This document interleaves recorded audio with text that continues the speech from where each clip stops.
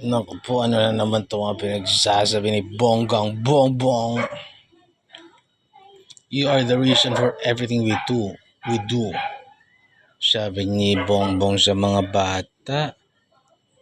Diyos ko, Bongbong, gusto kitang toknetin na ganyan. Ninakaw mo ang kinabukasan ng mga putang ina. Ay, alam mo, ang sinesafety mo lang yung future ng mga anak mo at mga magiging apo mo at ang saling lahi ninyo, the generational wealth ninyong mga iilan na nagpapakagago dyan. Anong you're the reason? Nagagawa mo? Anong pinagsasabi mo? Ipinapahamak mo yung future generations ng bansa maliban sa generations ng pamilya ninyo. Ikot, headbutting kit. Putaragis ka. Alam mo, natatawa ako sa iyo.